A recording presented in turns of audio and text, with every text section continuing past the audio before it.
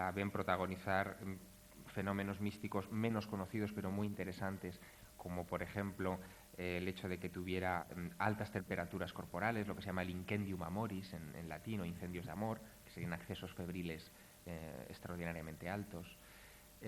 Pero en silencio protagoniza uno de los fenómenos místicos más sorprendentes de la historia del barroco español, y que no trascendería y no se conocería en el convento de clausura y tampoco en la España del barroco hasta un tiempo después. Y el fenómeno es el siguiente. Habría que remontarse a 1629, al verano de 1629. En esa época, el arzobispado de México decide enviar una comisión de 9 frailes franciscanos de la Orden de San Francisco a predicar el Evangelio a las zonas del suroeste de los actuales Estados Unidos, Nuevo México, Arizona y Texas, pero especialmente Nuevo México y a lo largo del Río Grande, que es como la columna vertebral de ese estado del sur de los Estados Unidos. La misión de aquellos frailes tenía sus riesgos. Anteriormente se habían producido unas pequeñas incursiones en esa zona. Habían tenido los españoles, que lo habían intentado, problemas de todo tipo con los indios, especialmente con los apaches, que eran una etnia bastante hostil, bastante salvaje contra estos invasores. Y los españoles siempre habían tenido problemas de dos tipos, fundamentalmente con los indígenas. O bien tenían escaramuzas de tipo militar, o bien los indígenas salían despavoridos y no había manera de pillarles, y por tanto mucho menos de evangelizarles o de predicarles nada. Pero en 1629 se produce un fenómeno muy extraño. Aquellos escasos frailes franciscanos, cuando alcanzan el Río Grande, tienen una serie de encontronazos con varias tribus que, lejos de huir de ellos o de atacarles, les salen al paso en pequeños grupos, algunos no tan pequeños. Las crónicas históricas en algunos momentos hablan hasta de grupos de 400 o 500 personas que les salen al paso de estos frailes con cruces de madera toscamente atadas y poco más o menos que gesticulando y pidiéndoles el bautismo. Aquello les sorprende mucho a los frailes, porque los europeos que habían pasado por allí lo habían hecho muy puntualmente, muy rápidamente, y no habían tenido contacto directo con ellos apenas. Y aquellos indígenas parecían conocer las, entre comillas, muchas comillas, las verdades de la fe, y les pedían el bautismo. En muy pocos meses se bautizan a 80.000 personas solamente en las orillas, en las riberas del Río Grande. Es la conversión indígena más masiva de la historia de la conquista de América, y por supuesto las noticias llegaron rápidamente a Madrid, a la corte del rey Felipe IV. Sucede algo muy particular. Cuando los indígenas son interrogados por los españoles, ya al cabo de unos meses, y cuando ya pueden entenderse mejor con ellos, los indígenas les cuentan que la razón por la que ellos han salido a recibirles y son tan receptivos a la prédica de los españoles es porque durante los meses y años precedentes se les había estado apareciendo sistemáticamente una mujer refulgente a la que describían como descendiendo del cielo por una especie de camino de luz, que iba vestida con un tocado de color azul y a la que los indios llamaban la Dama Azul. Los franciscanos se ponen inmediatamente a investigar este asunto, y lo primero que piensan, obviamente, es que se trata de una nueva aparición de la Virgen de Guadalupe. La Virgen de Guadalupe, ustedes conocerán la historia, tiene lugar a principios del siglo anterior, del siglo XVI, en 1531, un indígena mexicano llamado Juan Diego, bueno, cristianizado como Juan Diego, se encuentra en varias ocasiones con una dama azul, con una mujer también con manto azul, que se le aparece en un cerrito cerca del actual México Distrito Federal, que es el Cerro del Tepeyac, y que durante los encuentros que mantuvieron intercambian una serie de informaciones, de instrucciones, y logra aquel relato del indio Juan Diego que se hace extraordinariamente popular en México, que muchos indígenas abandonen su antigua religión pagana, también entre comillas, y inmediatamente abracen la fe cristiana. Pues bien, se repite la historia con otra dama azul en Nuevo México. Piensan que puede ser la Virgen de Guadalupe, pero uno de aquellos franciscanos, llamado Fray Alonso de Benavides, se toma la molestia de investigar un poquito más. recoge toda la información relativa a aquellas milagrosas conversiones, redacta un documento histórico que se encuentra en el archivo de la Biblioteca Nacional y que llega a imprimir la imprenta real del rey Felipe IV, que se titula Memorial, bueno, se le conoce como el Memorial de Fray Alonso de Benavides, y recoge todo la expedición de aquellos franciscanos por Nuevo México. Es el primer documento de la historia de Nuevo México, y si ustedes viajan a ese estado y van a las bibliotecas o hablan con los historiadores, lo tienen poco más o menos que como la carta fundacional casi del estado de Nuevo México. El rey se interesa mucho por aquel informe y ordena también una investigación. Y llegan a una conclusión, ahora con las diapositivas lo explicaré un poco mejor, llegan a una conclusión sorprendente, que aquella dama azul no era la Virgen de Guadalupe, no era una aparición mariana, sino que en realidad aquella dama azul era una monjita de clausura de Soria, esta que les hablaba al principio, esta María Jesús de Ágreda, que no se sabe muy bien cómo, era capaz de viajar hasta Nuevo México, presentarse ante los indígenas, predicarles sin hablar el idioma de los indígenas, por supuesto, pero haciéndoles partícipe de ciertas bases doctrinales, regresar a su convento y todo esto sin que nadie se dé cuenta. Se habla de bilocación, es el término que se utiliza, que sería el término que enmascararía la posibilidad que tenía esta monja de poder estar en dos lugares a la vez. María Jesús de Ágreda había tenido ya bilocaciones de corto alcance, es decir, se había aparecido en los extramuros de su convento, mientras hacían obras los albañiles, pues ella, no se sabe cómo, veía el estado de las obras y cuando entraba el maestro de obras dentro del convento le echaba la charla diciéndole que era aquel muro que estaba torcido. Y aquel hombre se hacía cruces porque no sabía cómo demonios podía saber la monja lo que estaba haciendo. O, por ejemplo, ya con el correr de los años, esta mujer se convirtió en la consejera espiritual del rey Felipe IV, intercambiaron una correspondencia muy nutrida, más de 600 cartas, entre las 300 de ida, 300 de vuelta, entre el monarca y la monja, en donde la monja era capaz de decirle cosas que sucedían en la corte, hasta donde tenía que colocar sus tropas en los determinados frentes que tenía el rey Felipe IV en aquella época, sin salir nunca de su convento de Soria. Pero me gustaría que conocieran un poco, con imágenes, el área donde se producen todos estos fenómenos y entrar en algunos pormenores interesantes que acabarán desembocando probablemente en el fenómeno ovni, pero que me gustaría explicárselo con mucha tranquilidad, porque creo que lo merece. Por favor, ¿podemos bajar las luces y encender el proyector? Sí, si podemos bajar un poco las luces.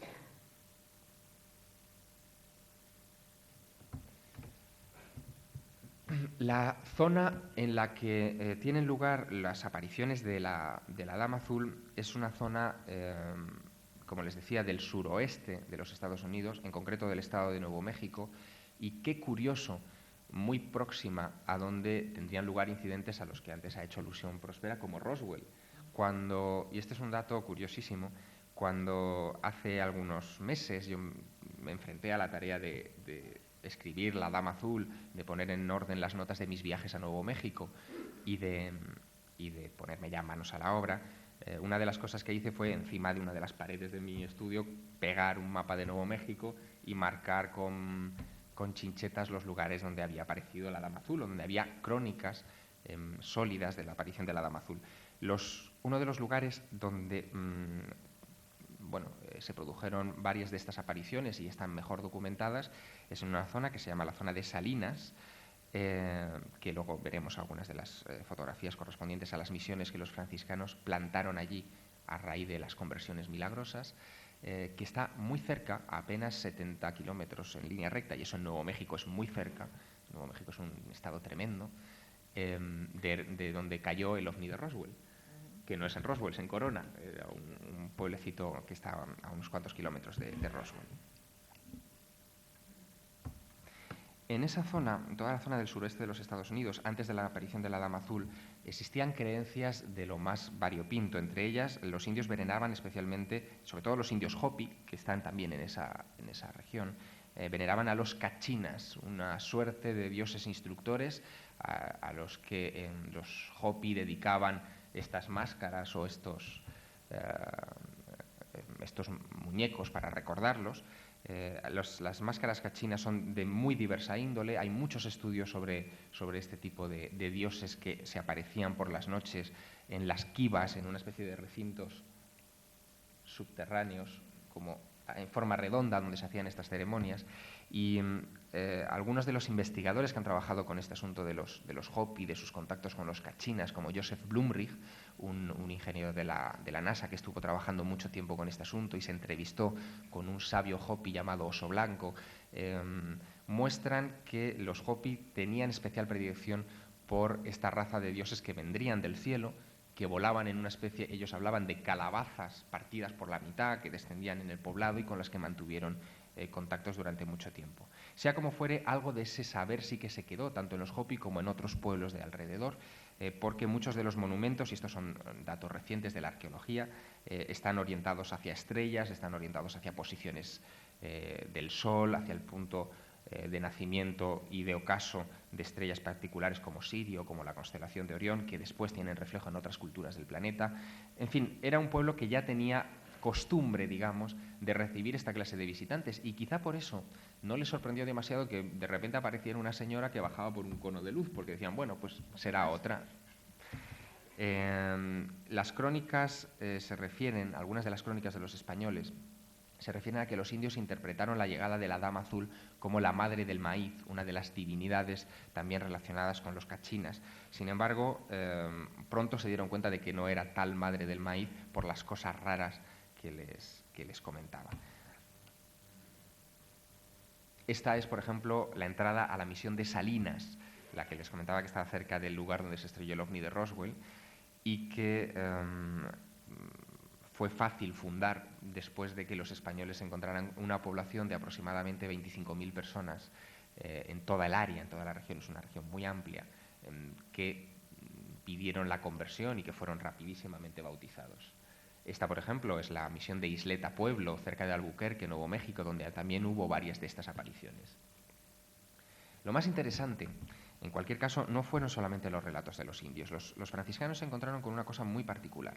Los indios manejaban, y no habían tenido contacto, insisto, con europeos previamente, los indios manejaban algunos objetos litúrgicos cristianos. Manejaban rosarios, unos pocos rosarios, y algún que otro cáliz. Al parecer, esa Dama Azul les había repartido esos objetos litúrgicos, es decir, había habido una entrega de algo físico a esos indígenas, y aquello llamó poderosísimamente la atención de los padres que iniciaron la investigación y que les terminó conduciendo a este pueblecito de Ágreda, en Soria, donde vivía esta Dama Azul.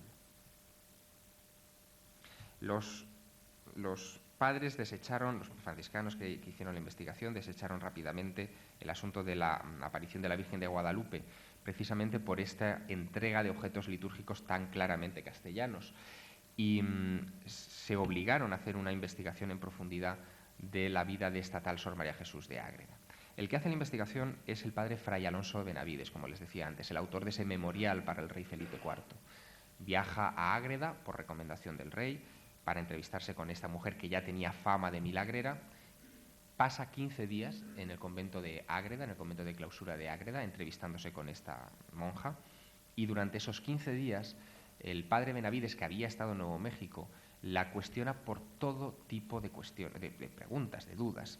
La monja describe a la perfección, durante aquellos interrogatorios, cómo eran los indígenas con los que se había entrevistado, si iban o no tatuados, en qué tipo de casas vivían. No vivían en tiendas como las películas del coronel Custer, vivían en casas de piedra, y les describieron cómo era. La monja les describió perfectamente cómo eran esas casas de piedra, cómo era la orografía que rodeaba aquellas viviendas, cómo los indios llamaban a ciertos topónimos geográficos que tenían en las inmediaciones, cómo era el río del que se nutrían, qué tipo de plantas utilizaban como alimentación. Es decir, le dio toda clase de detalles que solamente una persona que hubiera estado allí podría haber conseguido.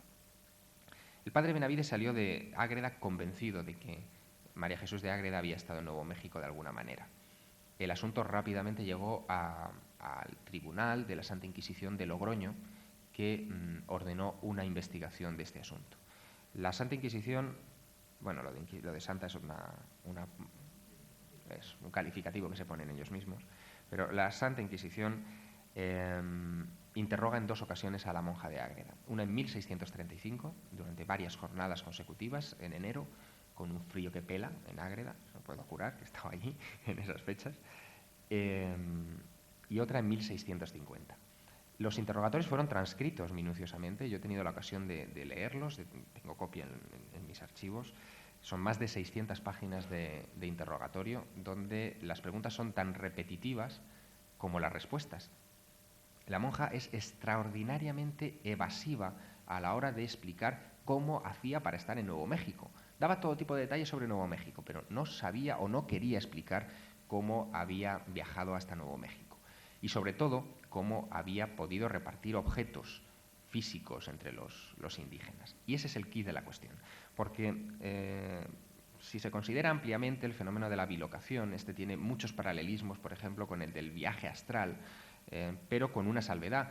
Generalmente en los viajes astrales, o en los relatos de viajes astrales, la persona sale de su cuerpo, tiene la sensación de poder viajar o de desplazarse a otros lugares, pero no hay testigos en esos otros lugares que le identifiquen, que le vean. En la bilocación sí, en la bilocación esos testigos existen, le ven como una persona normal y corriente, corpórea, y en ocasiones esa persona corpórea interacciona con el entorno. Luego nos enfrentamos a un fenómeno mucho más tremendo, mucho más sólido.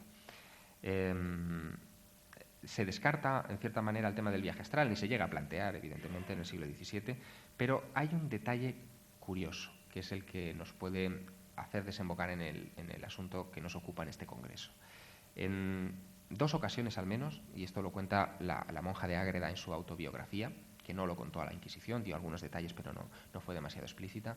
En 2 ocasiones al menos, cuenta la monja de Ágreda que se presentaron en su convento 2 personas de aspecto perfectamente humano, que entraron dentro de su celda, 2 hombres, algo bastante inusitado en un convento de clausura, que no supo ella cómo se habían colado dentro del convento, y antes de que ella se pudiera hacer ilusiones, la sacaron del convento, la sentaron en un trono, dice ella, encima de una nube, y se la llevaron volando hasta Nuevo México. Esto dice que le pasó en 2 ocasiones. Tal impresión causó aquellos 2 vuelos que María Jesús de Ágreda redactó un libro inédito, no fue publicado nunca, pero existe el manuscrito también en la Biblioteca Nacional de Madrid. De hecho, hasta en el libro doy el número de referencia por si alguno de ustedes tiene curiosidad de pedirlo, que se titula Tratado sobre la redondez de la Tierra. Y ella describe el vuelo, con aquellos ángeles, sentada en aquel trono que no sabía cómo colocarse, y describe cómo pudo ver cosas curiosísimas, como por ejemplo la curvatura de la Tierra, cómo vio una tormenta desde encima de las nubes, cómo se desplazaba por encima de los ríos, en fin, cómo se ve nuestro planeta desde las alturas. La historia del vuelo de María Jesús de Ágreda a Nuevo México a mí me hizo reflexionar mucho al respecto de la verdadera naturaleza de sus viajes. La Inquisición habló de al menos 500 viajes de la Dama Azul a Nuevo México, Arizona y Texas. El impacto cultural en los indios que dejaron aquellas apariciones de esta mujer se respira todavía en nuestros días. De hecho, hay lugares geográficos, como por ejemplo cerca de Silver City, en Arizona, donde se encuentran unas de las minas de cobre más grandes del planeta, donde hay una montaña, esta montaña que está ahí al fondo, hay un picacho a su derecha, que dicen los indígenas desde tiempo inmemorial que tiene forma de mujer arrodillada. Allí la montaña esta es un monumento nacional que lo llaman la monja arrodillada y que recordaría vagamente el paso de la Dama Azul.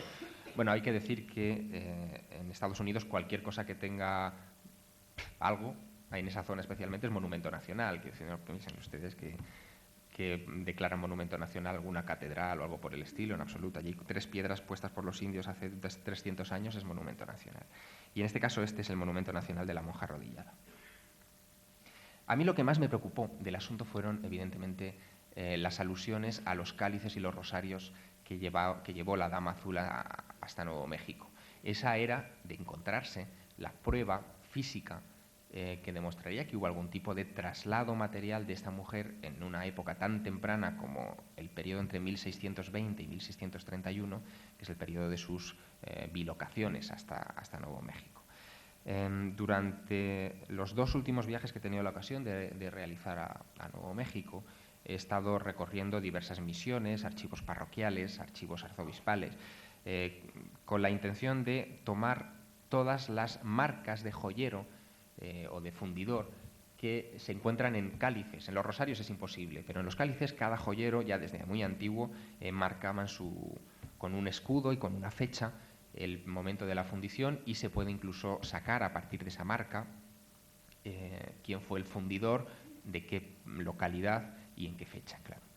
Después de recoger bastantes decenas de marcas de este estilo y de compararlas con los índices que existen de este asunto en gremios de joyeros para tratar de datar esas piezas, desgraciadamente hasta ahora no he encontrado el cáliz o un cáliz que hubiera podido ser fundido en alguna joyería española o castellana en el siglo XVII. La mayoría de ellos son cálices posteriores. Y esto quizá tenga una explicación histórica, porque en 1680, tiempo después ya de que habían terminado las apariciones de la Dama Azul, hubo una revuelta famosísima en Nuevo México, se estudia en todos los manuales de historia de allá, que es la revuelta de los indios pueblo contra los españoles. Tal fue la opresión que ejercieron los españoles sobre los indígenas en las encomiendas, en las fincas de los españoles, que los indígenas en un momento determinado se sublevaron, mataron a casi todos los españoles que vivían en ese momento allá, y tardó mucho tiempo en reponerse otra vez la población en esa región. Y en ese periodo de caos, evidentemente, desaparecieron cuadros, desaparecieron cálices, desaparecieron objetos de todo tipo, y probablemente también las pruebas físicas. Quizá no, yo sigo buscando, pero probablemente desaparecieron las pruebas físicas a las que aludieron los franciscanos en su época. La historia de la Dama Azul, en cualquier caso, se torna compleja con los años. En 1631 se interrumpen esas exterioridades, la monja los llama así, y se bloquean los viajes a Nuevo México. Cesan las apariciones de la Dama Azul, ya no hay ninguna alusión posterior a ese tipo de visitas de una mujer enfundada en traje azul, y la monja se dedica a otros menesteres. Un tiempo después, cuando ya en 1645 ella entra en contacto con el rey Felipe IV, durante una visita del rey camino de Cataluña para sofocar una revuelta, él entra en el convento de Ágreda, se conocen personalmente e inician una correspondencia a la que antes aludía. Pues bien, en ese periodo ella comienza a tener experiencias extáticas de todo tipo. Dice que se le aparece la Virgen en su celda y que le dicta la propia vida de la Virgen María, que ella recoge piadosamente en 8 tomos, que titula Mística Ciudad de Dios. Uno de sus confesores, en un determinado momento, tiene que ausentarse del convento, entra otro, que era un poco más ultra, y le dice que las mujeres no tienen que escribir, para eso están los hombres, y le ordena quemar todos aquellos libros. La Virgen se cabrea, por lo que se ve, porque se vuelve a aparecer a la monja y le dice: quemaste los 8 tomos, ahora los vuelves a escribir. Y volvió a escribir otra vez la vida de la Virgen, que ya se conserva, la mística Ciudad de Dios. Eso hizo que la Inquisición se enemistara todavía más con María Jesús de Ágreda, no solamente porque ya no les había dado la fórmula de sus bilocaciones o de sus viajes a Nuevo México, sino porque estaba entrando en terrenos que no eran estrictamente ortodoxos. Ella hablaba de la Inmaculada Concepción de la Virgen, cuando el dogma de la Inmaculada Concepción todavía no existía. Ella hablaba de pasajes de la vida de la Virgen que no se encuentran en los Evangelios, casi nada hay en los Evangelios de la vida de la Virgen, y utiliza mucha información que se encuentra en libros como los apócrifos, que no estaban demasiado bien vistos ni en aquella época ni en esta.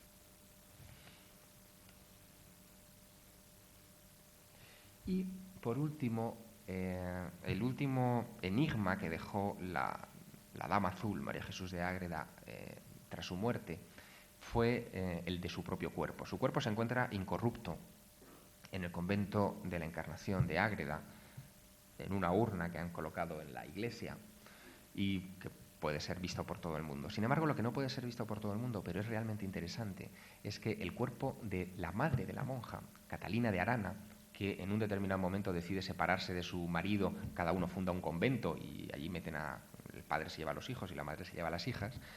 Si alguien quería divorciarse en aquella época había que hacer una cosa así de extravagante.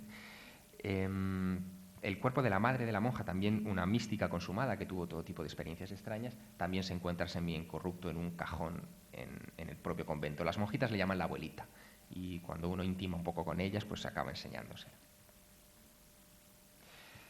Eso en cuanto a la historia de la Dama Azul. Investigando este caso, y es una reflexión que comparto ahora para que si quieren después la comentemos un poco más ampliamente, investigando este caso a mí se me planteó una duda provocativa. La duda provocativa que se me suscitó fue la siguiente. Imagínense ustedes por un momento que Fray Alonso de Benavides, el fraile que encauza esta investigación de la Dama Azul y que se preocupa por visitar al rey Felipe IV, informarle de las conversiones milagrosas y después viaja hasta Ágreda para interrogar a aquella monja y comprobar si era ella la Dama Azul, imagínense ustedes que ese fraile no se toma todas esas molestias o realiza una investigación más superficial. Probablemente el caso de la Dama Azul hoy en día lo estaríamos estudiando como una aparición de la Virgen más, incluso como una aparición de la Virgen de Guadalupe. Y ahora la duda provocativa que les decía. ¿Cuántas de esas apariciones de la Virgen no son en realidad otro tipo de fenómenos que no han sido realmente investigados? ¿Cuántas de esas apariciones atribuidas a Nuestra Señora no son en realidad bilocaciones de religiosas, por ejemplo? ¿Por qué no? Se le puede dar esa vuelta a la tortilla a este asunto. Y es que si uno investiga el asunto de las apariciones de la Virgen se va a encontrar con un dato curiosísimo. La primera aparición de la Virgen se produce en el año 40, según la tradición, que no siempre es fiable, pero según la tradición, se produce en el año 40 de nuestra era, en España, junto al río Ebro, en la actual Zaragoza, cuando la Virgen se aparece a Santiago, que supuestamente, y subrayo muy lo de supuestamente, había venido a España a predicar a los españoles, y como el pobre hombre se fue a predicar a Zaragoza, yo soy aragonés y allí la gente es muy cabezona, pues no había manera de convertir a ni uno, pues la Virgen se le apareció y le dijo, venga chaval, que no es para tanto, que con ellos puedes. Y le dejó el Pilar Zaragoza. Esa es la tradición. La Virgen en el año 40 todavía vivía en Palestina, y por lo tanto habría que hablar estrictamente de una bilocación de la Virgen y no de una aparición tal y como la entendemos. Después hay un periodo en el asunto de las apariciones de la Virgen de aproximadamente 1000 años de silencio. Es a partir del siglo XI cuando comienza de nuevo a hablarse de apariciones de la Virgen, cuando la Iglesia comienza a hablar de apariciones de la Virgen, y lo hace en la mayor parte de ocasiones para cristianizar lugares de culto pagano a diosas antiguas, a diosas de la naturaleza o a diosas incluso extranjeras, entre comillas, como la diosa Isis. Hubo varios lugares donde se veneró a la diosa egipcia Isis en la península ibérica. Y como no podían atajar aquellos cultos paganos en la España del siglo XI, en la Europa del siglo XI, comienza a hablarse de apariciones de la Virgen en esos lugares y se transforma el lugar de veneración a una diosa pagana por el lugar de veneración a la Virgen. Antes la Iglesia, en ese periodo de 1000 años primeros, había sido extraordinariamente misógina y no había querido saber nada del asunto de los cultos a divinidades femeninas o a personajes femeninos dentro de la tradición. Y es a partir de ese momento cuando se hace. Luego, es muy probable que toda la historia de las apariciones de la Virgen, y con esto no quiero herir la sensibilidad de nadie, obviamente, sea en realidad una interpretación de fenómenos que no son estrictamente apariciones de la Virgen, sino otro tipo de cosas. Y ejemplos tenemos algunos otros. Esto lo comentamos después. Quizá, y esto también, quizá uno de los ejemplos más interesantes sea lo que sucedió en Fátima, Portugal, en 1917. Se ha trabajado mucho con este incidente, se han hecho muchas investigaciones sobre el particular, pero los hechos siguen sorprendiendo cuando se analizan con rigor. En 1917, en mayo de 1917, 3 niños tienen un encuentro con una entidad luminosa que aparece sobre una encina y con la que establecen cierta relación hasta el punto de que durante varios meses consecutivos, hasta octubre de 1917, esas apariciones se suceden. En la primera están solamente los 3 niños, en la segunda aparición hay más gente que no ve a la aparición en cuestión, pero que sí que nota cosas extrañas, por ejemplo, un zumbido, hablan los testigos, como de abejas que estaba dentro del árbol, una especie de zumbido persistente, que describirán posteriormente todos aquellos que estaban más cerca de la encina de las apariciones, hasta que aquella figura anuncia a los niños que en octubre de 1917 tendrá lugar un milagro que podrá ver todo el mundo y que convencerá de la realidad de aquellos encuentros a la gente que acuda hasta allá. En aquella ocasión fueron 70.000 las personas que acudieron hasta un paraje conocido como Cova de Iria, cerca de Fátima, de la actual Fátima, en Portugal, y esas 70.000 personas contemplaron una cuestión asombrosa. De repente, aquel día había amanecido nublado, se habían producido varias precipitaciones, el suelo estaba cubierto de barro. En un determinado momento se abre el cielo y algo que parece el sol comienza a bailar. Se mueve de izquierda a derecha, de abajo hacia arriba, describe una serie de evoluciones que dejan a todo el mundo pasmado y piensan que es el sol el que baila en Fátima. Se habla del milagro de la danza del sol. Cuando la propia Iglesia recogió información de esta aparición, varios testigos de poblaciones limítrofes al lugar de las apariciones, al lugar del milagro, describen el paso de un objeto de color bronce, hablan de color bronce bruñido, que se desplaza hacia el lugar de las apariciones y lo ven hacer esas maniobras extrañas. Es decir, testigos que no estaban debajo del objeto vieron un objeto en la baja atmósfera describiendo evoluciones. Técnicamente estaríamos hablando, evidentemente, de un ovni, de un objeto volante no identificado. El sol no bailó, no estaríamos aquí para contarlo, y el fenómeno fue un fenómeno indudablemente que se produjo en la baja atmósfera y que fue visto, incluso fotografiado. Hay un par de fotos que publicó el diario O Século de Portugal, de una masa negra en medio de nubes, que indudablemente se refieren a algo que ocurrió en la baja atmósfera. Hay algunos investigadores de ovnis que durante muchos años se refirieron al caso Fátima, al caso del milagro del sol de Fátima, como el caso ovni con más testigos de la historia. Probablemente tengan razón, pero visto así, quizá parezca fuera de contexto. ¿Qué pinta un ovni en unas apariciones de la Virgen? Ocurrió algo en 1978 que creo que merece la pena que ustedes conozcan. Probablemente algunos ya habrán oído hablar del asunto. En 1978, una historiadora portuguesa, Fina de Armada, se encarga de hacer una tesina sobre el papel de la mujer durante la República Portuguesa y justo abarca el periodo de las apariciones de la Virgen de Fátima.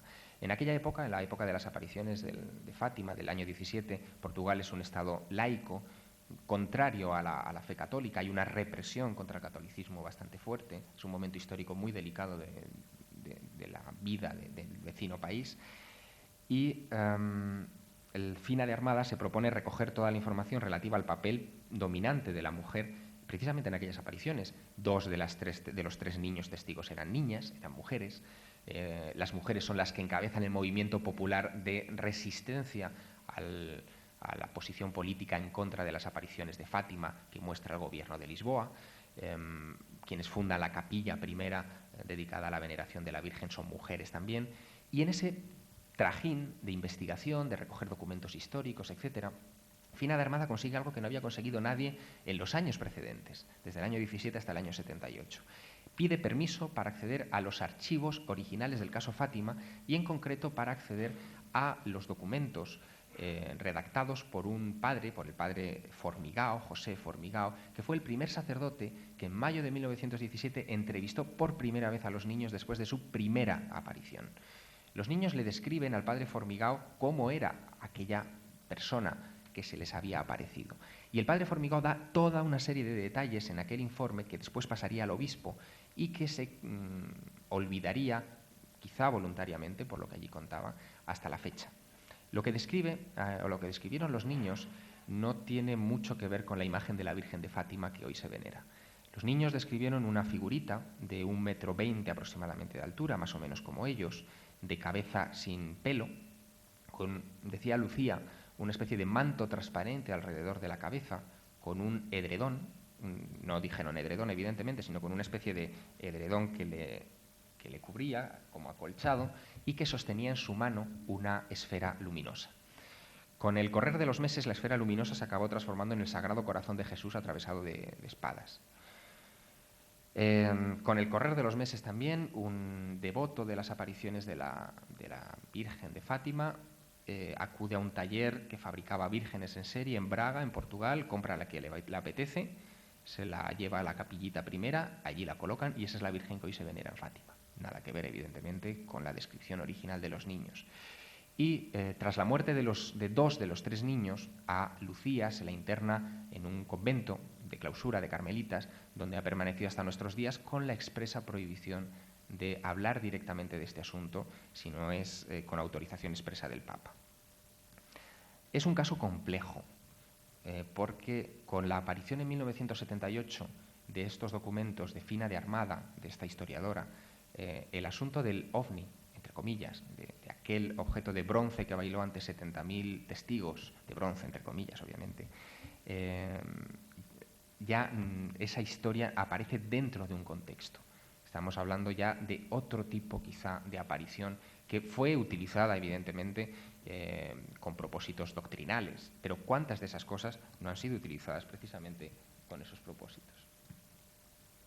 Cuando los españoles llegan a América, por ejemplo, se encuentran con que, especialmente en la zona de México, los aztecas ya tenían cierta noción de la llegada del hombre blanco, de los dioses blancos, porque habían estado viendo durante mucho tiempo extrañas señales en los cielos, cruces luminosas, objetos luminosos de todo tipo, que probablemente hoy llamaríamos ovnis, y que prepararon la llegada de los españoles. Incluso en el diario de a bordo de Cristóbal Colón, la noche antes de llegar a tierra, habla de unas bolas de fuego verde que se colocaron junto al mástil, algunos han interpretado como fuego de San Telmo, pero que el almirante interpretó rápidamente como señal de que pronto alcanzarían tierra. Lo hicieron al alborear el día siguiente. Esto está en el diario de a bordo del almirante Cristóbal Colón. Son muchas las alusiones a estos objetos en los cielos a lo largo de la historia que han servido para promover o asentar determinados cultos. Yo no sé si en la mente de los hipotéticos tripulantes de esos objetos, si es que se trata de aeronaves tripuladas, que eso sería otra discusión, estaba precisamente el provocar ese tipo de reacción entre quienes estaban. Esa sería una pregunta y una cuestión a discutir y en la que algunos de los ponentes que han estado en este congreso tienen mucho que decir, como Salvador Freixedo. Pero existen otras alusiones, por ejemplo, en el Antiguo Egipto, donde también se encuentra ese tipo de vinculación. Especialmente en la época amarniana, en la época de Amenofis IV, del faraón hereje, como se le conoce, el faraón Akenatón. Akenatón monta toda una disidencia con la religión oficial, pasa de la veneración a Amón, al dios, al oculto, al dios el oculto, al que se llama Amón el oculto, a Atón, al disco solar. Él tiene un encuentro en un lugar conocido hoy como Tel el Amarna, que fue la capital después de Akenatón, con el disco solar. Él describe, se encuentra en varias estelas, especialmente las estelas de frontera, las que marcaban dónde estaban los límites del dominio de Akenatón.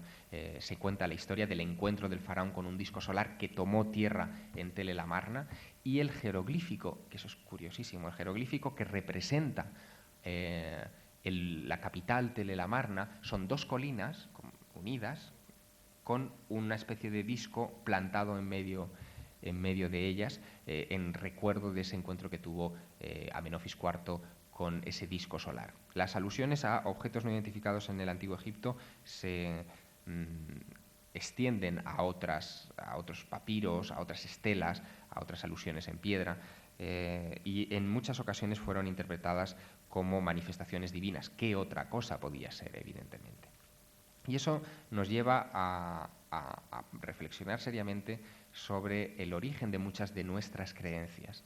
En un libro anterior, en La España extraña, yo trabajé mucho con este asunto, con Jesús Callejo, y especialmente en algunas alusiones. Ayer, durante la discusión en la mesa redonda, durante nuestra conversación en la mesa redonda, algunas cosas comentamos con Paco Máñez, pero había cosas curiosísimas, como por ejemplo, y esto no lo conté ayer, en 1345 en Manresa tuvo lugar una aparición extraña de una bola luminosa que vieron venir de Montserrat, que entró dentro de la iglesia del Carmen en Manresa, se dividió en tres ante los ojos de todo el coro que estaba en ese momento ensayando, se volvió a agrupar en una sola y atravesó otra vez el muro fuera de la iglesia y se volvió a perder hasta Montserrat. Aquella aparición de aquella luz provocó un caos bastante comprensible. El padre que estaba en aquel momento al cargo de la iglesia, Fray Bernardo Carnicer, se dirigió rápidamente a un notario en un pueblecito vecino, en Belsolá, y dio cuenta al notario de lo que habían visto todos los miembros del coro, y aquello sirvió para que hoy todavía, cada 21 de febrero, se celebre la fiesta de la misteriosa luz, la llaman la fiesta de la misteriosa llum los catalanes, la fiesta de la misteriosa luz de Manresa, porque interpretaron que aquella manifestación, aquella bola que se dividió en tres y después se volvió a agrupar y volvió a salir, pues era cosa de Dios, que quería enseñarles cómo era la Santísima Trinidad. Bueno, puede ser eso o puede ser cualquier otra cosa, pero el caso es que la huella cultural quedó ahí bien implantada y todavía es la fecha de hoy que se celebran estas fiestas, por cierto que será dentro de pocos días. Y así hay muchísimas alusiones. La Virgen patrona de Cuenca es Nuestra Señora de la Luz. Allí no se apareció nunca la Virgen, lo único que vieron fueron, durante el asedio a Cuenca por las tropas de Alfonso VI, lo que vieron las tropas de Alfonso VI y los árabes que estaban dentro fueron una serie de bolas luminosas que rodearon todo el Picacho sobre el que está construida la ciudad de Cuenca y que sirvieron para embravecer a los hombres de Alfonso VI, de pensar que la Virgen estaba con ellos y poder echar a los árabes de esa plaza. Y así hay muchas alusiones a este tipo de apariciones luminosas en el pasado. En Cáceres, por ejemplo, es famoso el Valle de Tentudía. El nombre procede del enfrentamiento entre también árabes y cristianos durante la época de la Reconquista, y que mientras estaban allí dándose los unos a los otros, las tropas de los cristianos estaban en ese momento venciendo, pero se les iba a hacer de noche y de repente se detuvieron unos cuantos, rezaron, le pidieron a la Virgen que por favor detuviera el sol, y el sol se detuvo, se quedó un disco flotando luminoso sobre la zona y aquello se llamó el Valle de Detente un día. A partir de ahí se fue degenerando hasta el Valle de Tentudía, que es como aparece en nuestros mapas actualmente. En fin, ese tipo de alusiones a objetos no identificados en el pasado se pueden encontrar en todas partes, en crónicas, en escudos, en infinidad de lugares. No todos ellos, evidentemente, obedecerán a apariciones de naves extraterrestres, ni muchísimo menos. Probablemente muchos de ellos pudieron ser fenómenos naturales malentendidos, claro. Pero hay una serie de ellos que parecen demostrar cierta inteligencia o que parecieron provocar determinadas reacciones en pueblos en un momento determinado de su historia. Y esa es la parte que a mí me parece más fascinante de este asunto. Ya lo ven, empezábamos con la Dama Azul, hemos acabado hablando, como no, de ovnis. Muchas gracias.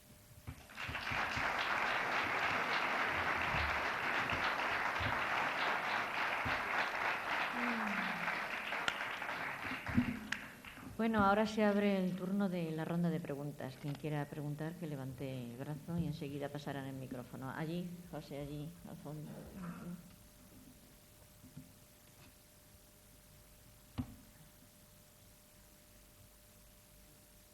Allí, al fondo, allí.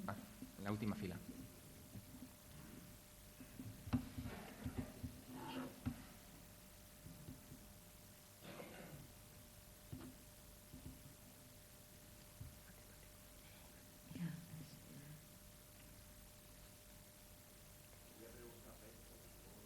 Creo que no está conectado el micrófono. Debe haber una clavijita debajo, en la base. No. Ahí. No. Ha hecho clic, pero... No. Bueno, de todas maneras, la sala tiene buena acústica. Creo que más o menos lo escuchan todos, ¿no? A ver.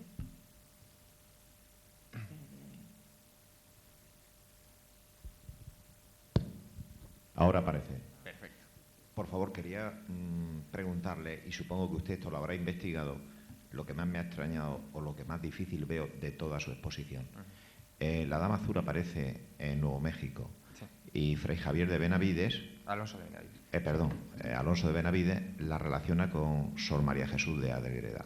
Es bastante difícil relacionarlo, porque ¿cuántas monjas habrían en España? No habían fotografías en aquella época. El retrato a óleo era patrimonio de la clase acomodada. Esa relación es dificilísima y en la distancia. Entonces, quiero preguntarle, porque no cabe la menor duda, que yo sé que a usted eso también se lo ha preguntado. ¿Cómo pudo efectuar esa relación entre la Dama Azul y Sor María Jesús de Ágreda, que en fin, la conocemos por la relación que tuvo con Felipe IV, consta en la historia. Evidentemente fue una persona muy conocida, pero no tanto su nombre como su imagen. Y fue necesario su imagen para poder identificarla. Eso es lo que le quería preguntar. Gracias. La pregunta es magnífica y, de hecho, evidentemente yo también me la he formulado durante la investigación. Tiene una explicación, yo le doy la explicación que aparece en los documentos de los que disponemos. Cuando los españoles llegan a Nuevo México, aquella comisión de frailes españoles, entre ellos había uno que llevaba un escapulario con un retrato de otra monja, que era Sor María Luisa de la Ascensión, la monja de Carrión. Fue una monja también muy famosa en su época, que también tenía fama de poder bilocarse y hacía unas crucecitas y unas estampitas que fueron muy famosas en su periodo. Ayer comentamos algo en la mesa redonda de esta monja de Carrión por la pirámide luminosa que acompañó a su arresto. Bueno, pues uno de aquellos frailes llevaba este escapulario con el retrato de la monja de Carrión. Y ese escapulario sirvió para enseñárselo a los indios y decir, bueno, se parecía algo a esta mujer. Los indios decían, bueno, algo, pero desde luego no era una mujer mucho más joven y mucho más bonita, ¿no? la que se les aparecía, la dama azul. María Luisa de Carrión en aquella época era muy conocida en la corte del rey Felipe IV, había sido asesora del rey Felipe III, del padre de Felipe IV, habían tenido también su correspondencia y sus relaciones. Y María Luisa de Carrión parece que sí que tenía ya correspondencia y tenía algún tipo de relación con María Jesús de Ágreda. Es decir, que en la corte ya se conocía la existencia de esta María Jesús de Ágreda que hacía cosas raras. De ahí es donde pudo haber venido, es una deducción, porque esto evidentemente no está en ningún papel, es donde pudo haber venido durante las conversaciones del monarca con Fray Alonso de Benavides y con el comisario general de la Orden de San Francisco en Madrid, donde pudo haber venido la deducción de que quizá la dama azul podía haber sido esta María Jesús de Ágreda, y cuando fueron a interrogarla. A mí también me sorprende la diana del asunto, es decir, la primera que van a entrevistar a Ágreda, que en aquel momento estaba donde se perdían los cuatro vientos, es la que encuentran, pero la historia es así, a mí también me sorprende. ¿Más preguntas? Sí, aquí hay.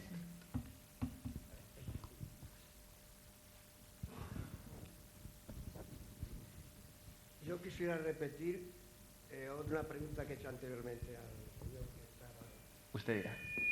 ¿Qué se sabe del tercer secreto de Fátima? ¿Está relacionado con lo que esto está...? Sí, parcialmente. El tema de los secretos es una cosa que se comienza a hablar relativamente tarde de ello. Es decir, no es una cosa que surja en el año 17. Comienza a hablarse históricamente bastantes años después, y es posible que en algunos casos fuera incluso un añadido. Del tema del tercer secreto se ha hablado muchísimo. Hay varias versiones del secreto de Fátima circulando, desde las que hablan de una conflagración nuclear, que es una de las versiones, a las que hablan del final de la Iglesia, que es otra de las versiones, hasta el fin del comunismo, que sería una de las cosas que aparecería en el segundo secreto y que se ratificaría en el tercero.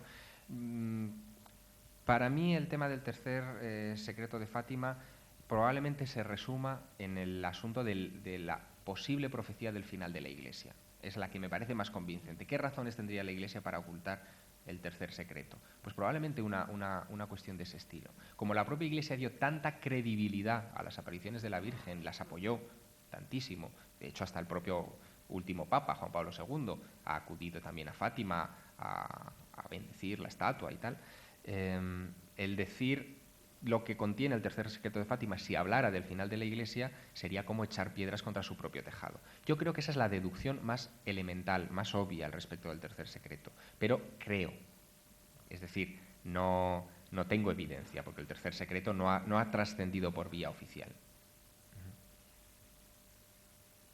¿Más preguntas? No les puede haber quedado todo tan claro.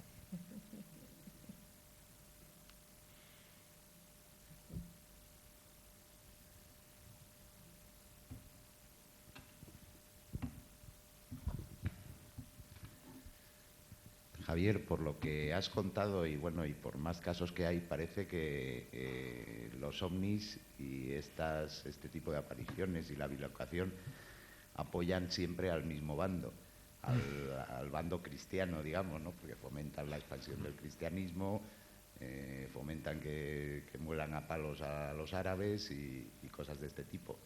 ¿Qué interpretación le darías a eso? qué relación tenemos con los tripulantes para que ayuden precisamente a esta cultura que no da grandes muestras de lucidez. No lo sé. Hay crónicas árabes que hablan también del profeta manifestado en forma de luz que les ayuda en otras batallas. Esto depende de quién gane la batalla. Es decir, si ganan los cristianos y haya aparecido algo raro, lo atribuyen a causas dentro del santoral cristiano. Si ganan los árabes, lo atribuyen a causas dentro de las creencias del Islam. Pero sí que hay una cuestión que es interesante como elemento de reflexión, ¿no? Dentro de la Biblia, especialmente del Antiguo Testamento, hay muchas alusiones a cosas que hoy podrían interpretarse como objetos no identificados. Hablo especialmente, por ejemplo, de las crónicas del Éxodo, cuando se refieren a, después de la huida de Egipto del pueblo judío, cómo hay una columna de fuego que les guía de noche o columna de humo que les guía de día, o los abundantes fenómenos luminosos y aparentemente incluso eléctricos que se producen alrededor del Arca de la Alianza. En fin, hay un montón de alusiones que nos hacen pensar en que la Biblia se refiere a alguna clase de tecnología potente, antigua, que estaba en manos de ese tal Yahvé que era bastante cabronazo. En eso yo creo que está bastante de acuerdo Salvador Freixet. Este Yahvé, que yo no creo que sea Dios, en el sentido del Dios amoroso del Nuevo Testamento. El Nuevo Testamento y el Antiguo Testamento están pegados muy artificiosamente, pero este Yahvé era un Dios que se dedicó a mantener aislado al pueblo elegido durante 40 años en el desierto, dándoles vueltas y vueltas y vueltas, impidiendo que se mezclaran con pueblos por los que pasaban. Es decir, cuando aparecía cualquier pueblo, Yahvé se encargaba de barrerlos o de someterlos a una epidemia de los que morían todos o cuestiones por el estilo. Y es como si ese Yahvé hubiera elegido a aquellos individuos para someterles a alguna clase de experimento o incluso de cuarentena genética. Es una interpretación, obviamente, a la luz de nuestros modernos conocimientos y lo que hoy sabemos sobre la genética, sobre el comportamiento de la humanidad, etcétera. Pero que la intervención de este tipo de gente gentuza, por Dios, que este tipo de gente ha tenido en relación, por ejemplo, con el mundo judeocristiano ha sido notabilísima, eso es cierto. Incluso la propia estrella de Belén, ¿no? Que hay tanta especulación al respecto, si es una nova, si es una supernova, si es una conjunción de planetas, si es el cometa Halley, si nos atenemos a las propias, no al Evangelio de San Mateo es muy parco describiendo la estrella de Belén, pero si nos vamos a otras fuentes antiguas de ese periodo, contemporáneas a San Mateo, incluso anteriores, como el protoevangelio de Santiago, ahí se está describiendo un objeto luminoso que se coloca encima del portal de Belén, que irradia una luz que inunda el portal y que no deja ver el momento del parto de la Virgen, sino que cuando se va la luz, los testigos que están alrededor ven ya al niño en brazos de María.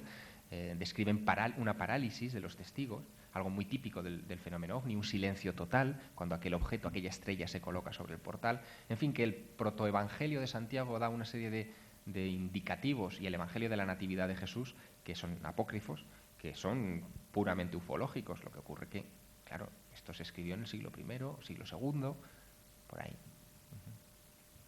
Lo que sí es cierto es de que siempre se está analizando el tema bajo la perspectiva occidental. Sí, claro. Entonces yo pregunto, ¿es que en Oriente no ha habido ningún fenómeno, ninguna fenomenología no calificada de científica? Y entonces, si eso es, o sea, si creo que no puede ser así, porque si creemos en que la esfera es eso, una esfera, no se puede dividir media esfera y la otra media que quede al margen de la totalidad.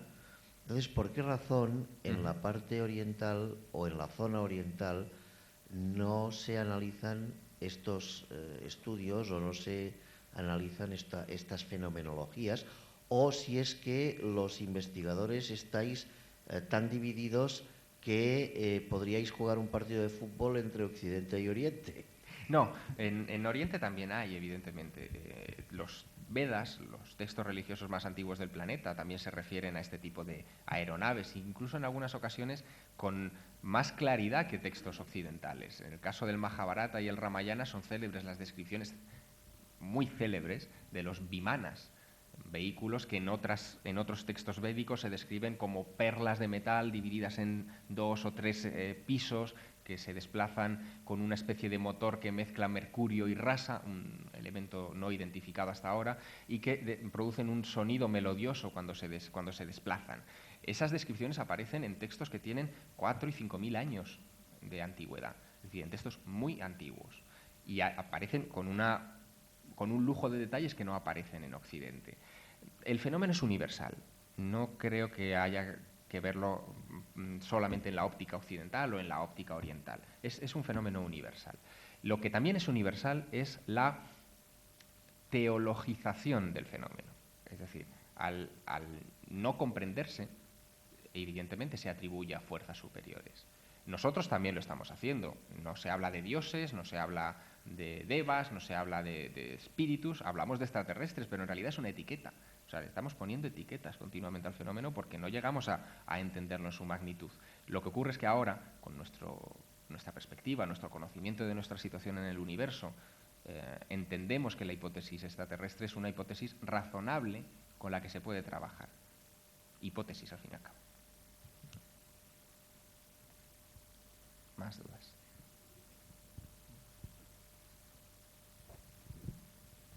La próxima pregunta usted ya paga, ¿eh?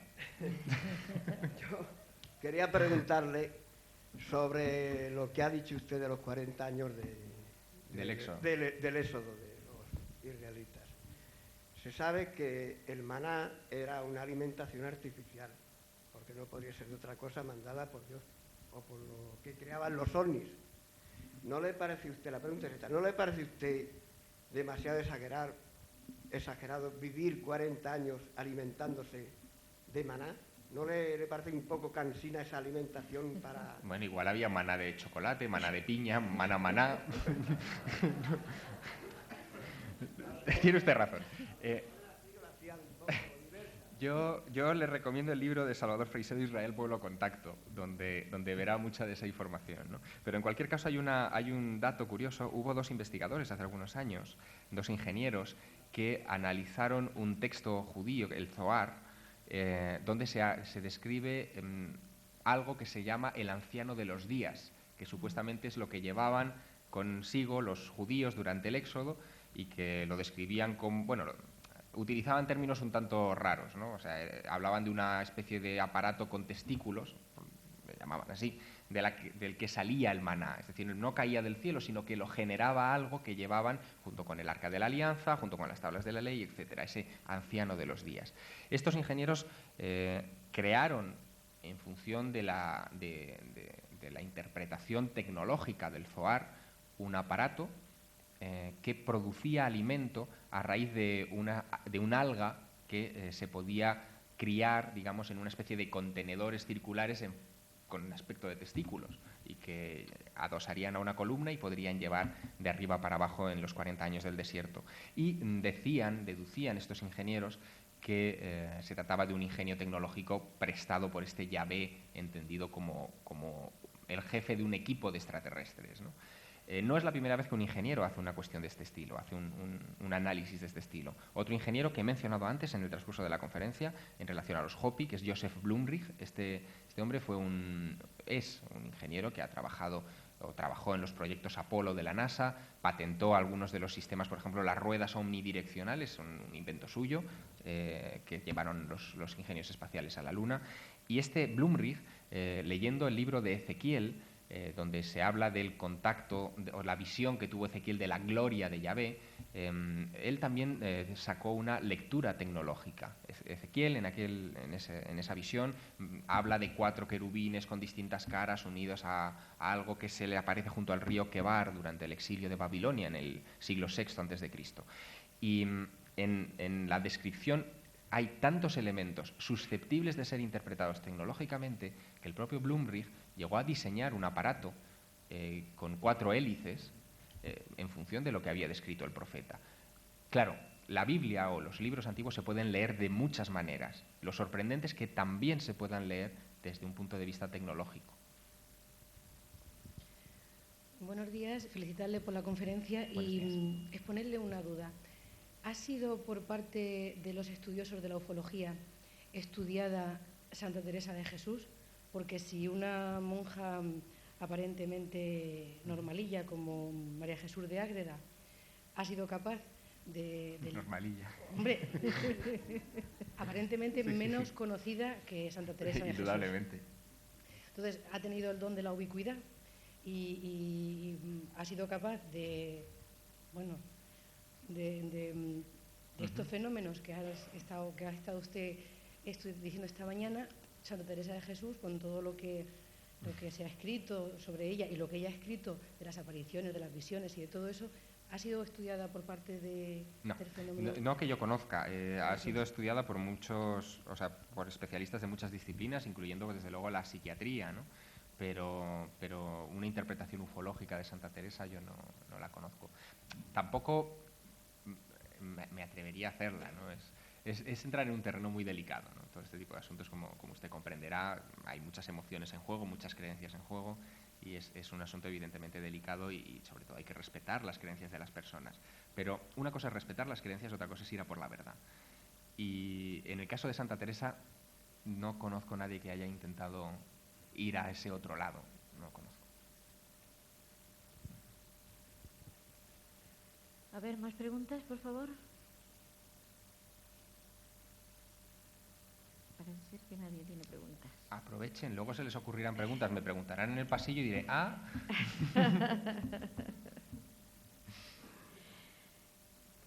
Bueno, pues si no hay más preguntas lo dejamos aquí, ¿no? Perfecto. Lo dejamos aquí y ahora dentro de unos minutos tendrá lugar la clausura del Congreso. Muchas gracias.